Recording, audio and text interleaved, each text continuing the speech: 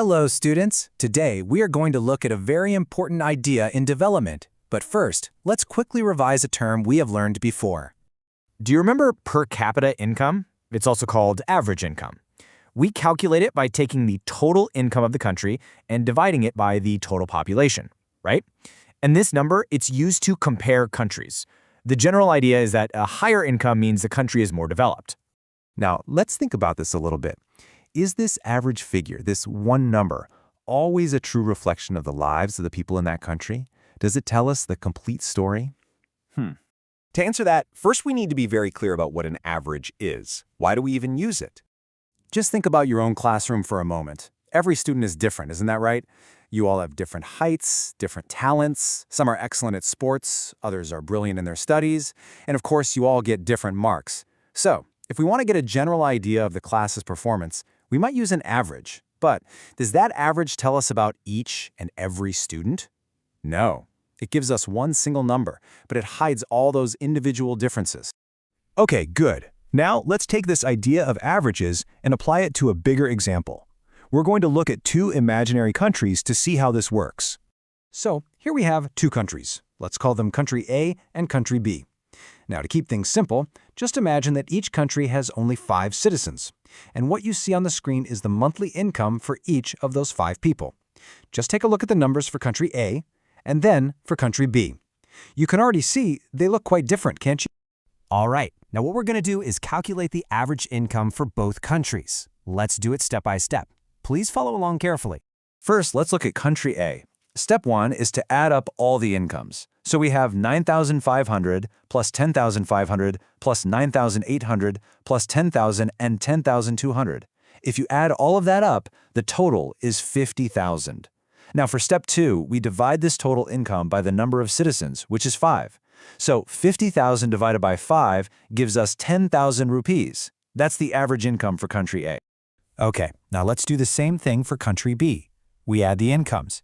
500 plus 500 plus 500 plus 500 plus 48,000. And what do we get? The total is again 50,000.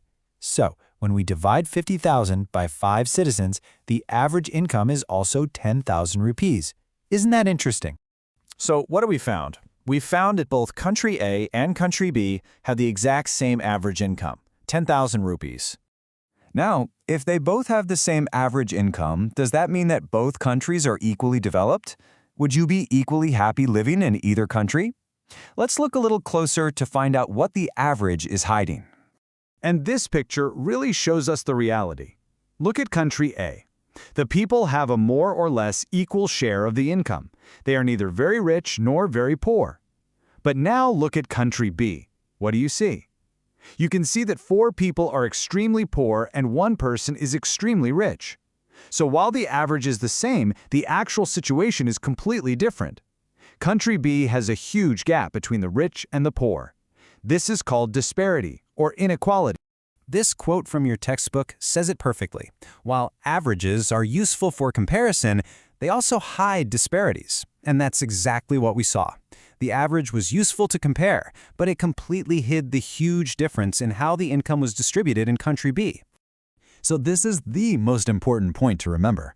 In country B, most people are actually poor. The average income of 10,000 rupees doesn't tell us their real story at all. Just because the average income of a country is high, it does not mean that all the people in that country are well off. The wealth might just be in the hands of a few people. This brings us to a very, very important conclusion about how we should measure development. So let's just summarize our key takeaway. Average income is useful. Yes, it's a good starting point for comparison, but, and this is a big but, it is not a complete measure of development. Why? Because it hides how income is distributed. It doesn't tell us about the quality of life for the ordinary citizen. So, if income alone is not enough, what should we look at? Well, to truly understand development, we have to look at other things as well. Things that are very important for our lives, like our health and our education. And these are criteria that we will be looking at in our next class. So, I will leave you with a question to think about until our next class. If you had to choose, which country would you prefer to live in? Country A or country B? And why? Think about what your choice says about the real meaning of development. We'll discuss it then.